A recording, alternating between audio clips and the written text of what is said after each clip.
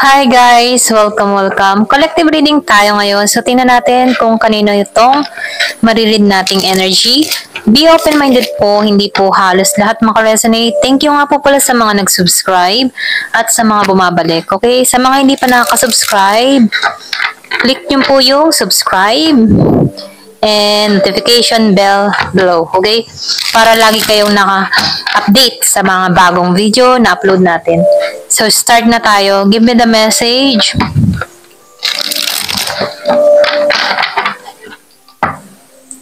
Kanina tong energy.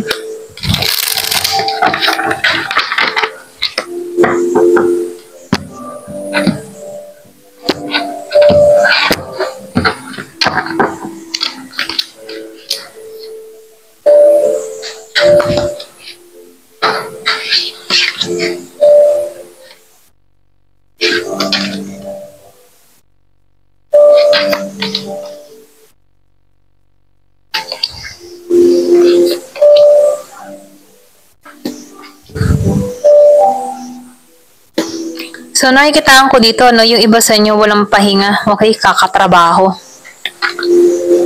Kumbaga, nakikitaan ko dito na over fatigue, OT-OT, or pwede rin sabihin na nakapokus ka lang talaga sa trabaho mo, okay? So, meron ako nakikita dito Virgo, Capricorn, Taurus. Meron ding Scorpio, Cancer, and Pisces. Merong Gemini, Aquarius, and Libra. Halos lahat andito na. So, nakikitaan ko dito, yung iba sa inyo, nagpo-focus na lang sa trabaho para makalimot sa mga pinagdadaanan sa nakaraan, ano? Meron ako nakikita dito, merong inalisa na kabigat ng kanyang dinadala. Pwede rin sabihin problema sa pag-ibig, problema sa pera, or problema sa katrabaho, okay? So, nakikitaan ko dito, pwedeng meron tong dinadalang mabigat na problema. Kasi nakikita ko dito, meron ditong gulo, away, or pwede rin sabihin, konting conflict, okay? Kumbaga, nakikita ko dito yung tampuhan, okay? Medyo tampuhan lang.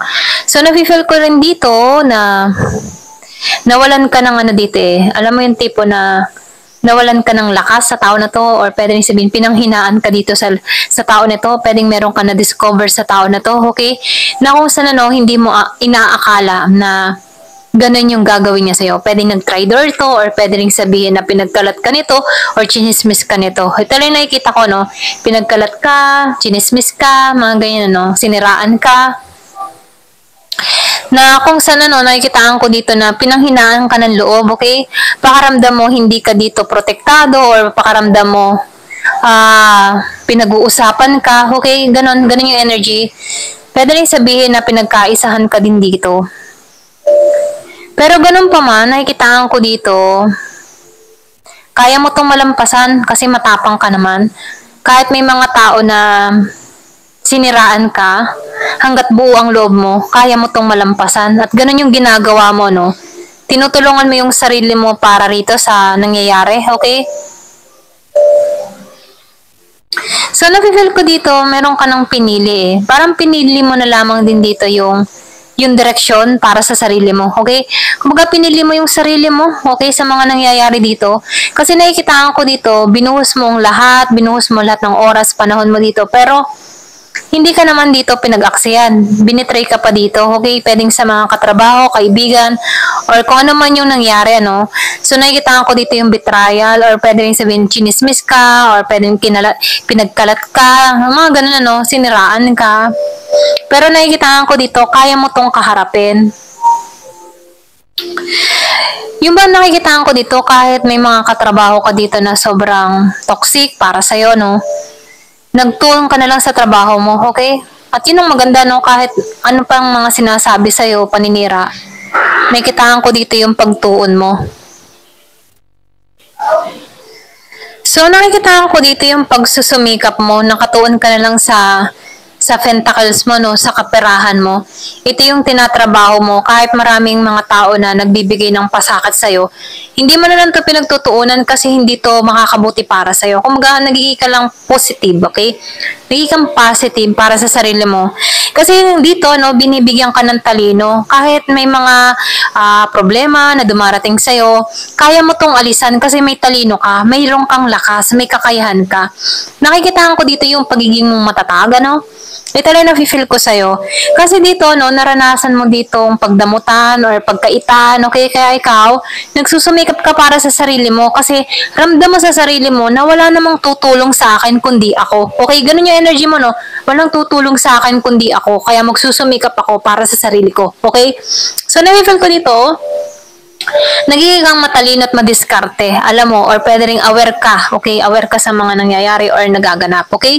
Ito lang yung nafe-feel ko sa'yo. So, nakikitaan ko din dito, yung iba sa inyo, meron ka ditong mahal sa buhay, or pwede ring sabihin, iniibig, sinisinta, na kung saan pareho naman kayo dito na nagmamahalan, okay? So, nakikitaan ko dito yung purity ng tao nito. So, meron ka matrak ditong Gemini and Scorpio, Cancer, and Pisces. Ito lang yung nakikita ko. So, nakikitaan ko rin dito yung new love dun sa iba, okay? Or pwede rin sabihin bagong oportunidad. Pwede rin bagong oportunidad, bagong trabaho, or pwede rin sabihin na magbubukasan, ito lang nakikita ko, na kung saan, matututunan mo or madadagdagan ng iyong mga kaalaman dito, okay? Kasi nakikita ko dito ni kayo knowledgeable, okay? Matalino kayo, maraming tao na yung bang tipo na marami ang tao na matututo sa'yo. Kasi marami kang experience o pinagdaanan na kung saan, kung bakit ka ganito katatag, okay? Kumaga, sanay ka na lang sa mga batiko sa'yo, okay? Kumaga, sinanay mo yung sarili mo sa ganun. Pero ganun pa man, kahit sinanay mo siya, parang easy-easy ka na lang doon. Hindi mo to pinagtutuunan ng pansin. Bagkus ang sarili mo ang tinutulungan mo, okay? At yun yung magandang katangian mo, okay?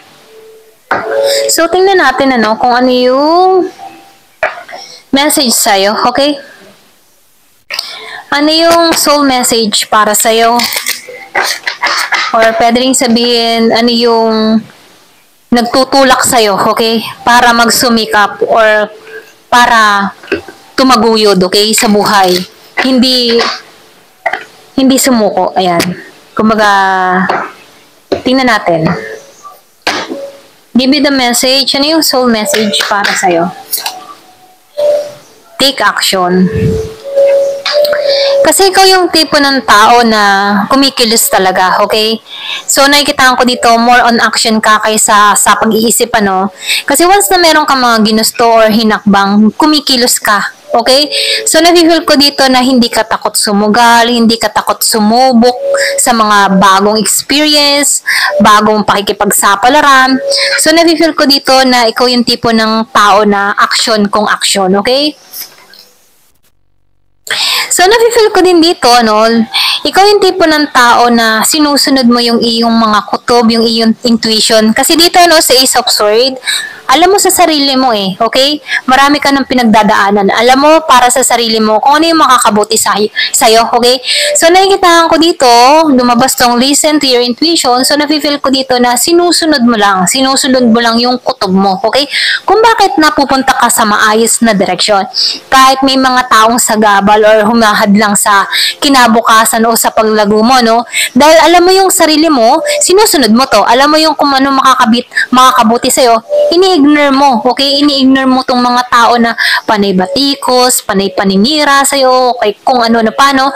So, nakikitaan ko dito na nasa tamang path ka kasi sinusunod, kilala mo yung sarili mo, okay? So, meron ditong release self-limiting beliefs. So, nakikitaan ko dito, ito na yung time para bigyan mo ding limitasyon okay? So, tanggalan mo kung ano man yung mga negative, okay? Negative na isipan, negative na pananaw, okay? Ito na yung time na tanggalan to. So, nafe-feel ko dito yung tamang path or tamang direksyon na tinatahak mo. Alam mo yung pinaniniwalaan mo, alam mo yung makakabuti para sa'yo, okay? So, nafe-feel ko dito na ginagabayan ka, okay? Ito na yung nakikita ko.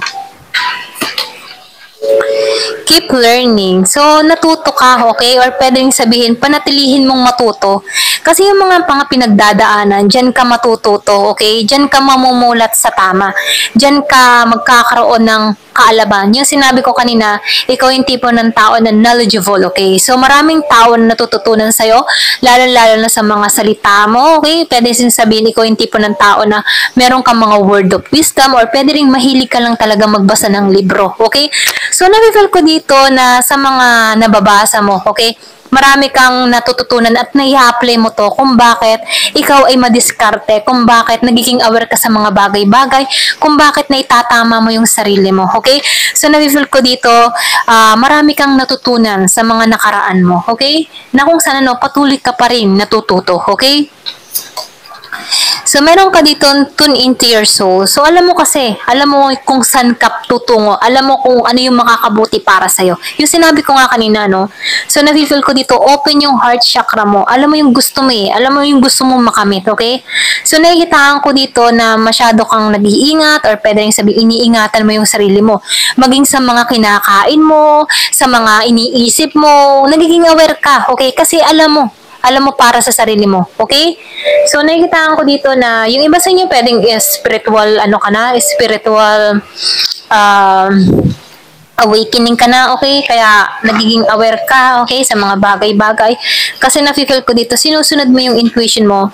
So, na-feel ko dito, yung iba sa inyo, kakaiba ka or something na may kakaiba sa'yo, okay? Iba ka tumingin sa buhay, okay? Iba yung pananaw mo sa buhay na kung saan yung iba hindi maintindihan kung takbo ng pag-iisip mo, no? Kasi iba yung pananaw mo sa pananaw nila, okay? So, na-feel ko dito na ikaw yung tipo ng tao na malalim kang tao, okay? So, tingnan pa natin. Give me the message. Ano pa yung mensahe sa'yo? Embrace your inner child. So, healing merong healing na nangyari sa'yo or pwede rin sabihin, ikaw yung tipo ng tao na, alam mo yung tipo na hindi ka takot kung ano yung kahihinatnan sa hinaharap, okay? So, na-feel ko dito, may pagka-innocent ka or pwede rin sabihin na hindi ka nagpapaka-pressure, okay? Parang bata, no? Hindi siya pressure sa kung anong mangyayari sa kanya, go lang ng go, okay? So, na-feel ko dito na yung pagiging innocent mo, no? So, na-feel ko dito, masaya ka na ini-enjoy mo yung buhay mo, masaya ka kung ano yung meron ka, okay? So, na-feel ko dito, meron kang dalang healing sa iba or pwede rin sabihin once na nakakausap ka ng ibang tao, nakakahanap sila ng kapanatagan sa'yo, okay? So, na-feel ko dito yung energy mo ay masyadong maganda lang yung vibes, okay? Para sa iba. Ito lang yung na-feel ko sa'yo, no? So, practice self-reflection. So, yung sa self-reflection, parang ito yung tipo ng tao na nagiging aware ka na, nagkakaroon ka ng discovery about sa sarili mo, nag-grow ka, okay? So, nakikitaan ko dito na natututunan mo once na meron kang ginagawang mabuti rin yung narating sa buhay mo, okay? So, na-feel ko dito nagiging aware ka na, okay? So, nagre-reflect parang mirroring lang, parang salamin, once na meron kang ginawa masama, nagre-reflect lang din sa'yo, okay? So, once na meron kang ginawang mabuti, magre-reflect lang din sa'yo, okay? So, andito ka sa practice self-reflection. Inaaral mo, inaayos mo yung sarili mong maging matuwid, okay? So, tingnan pa natin. Release old patterns and beliefs. So, nakikita ko dito, nirelease mo yung mga lumang paniniwala, nirelease mo yung mga negatibong mindset or negatibong pag-iisip, na kung saan, nandito ka sa transformation, healing na nangyayari sa'yo, tinatanggalan mo na dito yung mga hindi dapat, okay? So, nakikita ko dito, naging aware ka na, okay? Or nagmamatured ka na, or nag-grow ka na, dun ka nakatune, okay? So, nakikita ko dito yung paglago na nangyayari sa'yo, okay? So, listen to your intuition. Tulad kanina dito sa isang card, listen to your intuition. Lagi mong sundin yung intuition mo kasi ito yun yung kutob mo, okay? Kapag ramdam mo, halimbawa, for example, nahirapan ka sa isang sitwasyon, pero yung intuition mo may nag-uudyok sa'yo, kaya mo yan, okay? Magagawa mo yan. Susundin mo yun kasi nakikita ko dito, yun yung spirit guide mo na naandyan siya para sa'yo na sumusuporta na kaya mo, okay? So, sinasabihan ko dito, huwag kang panghinaan ng loob, okay? Dahil mismo yung utak mo or yung isip mo nagsasabi sa'yo na kaya mo, okay? Or may nag-uudyok sa'yo na kaya mo, okay?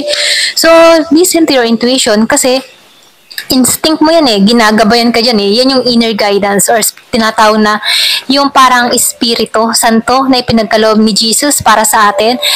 Isang matalik na kaibigan na gumagabay sa atin sa direksyon na ating tatahakin. Yun yung inner guidance natin. Yun yung inner spirit na ipinagkaloob niya sa puso natin. Okay?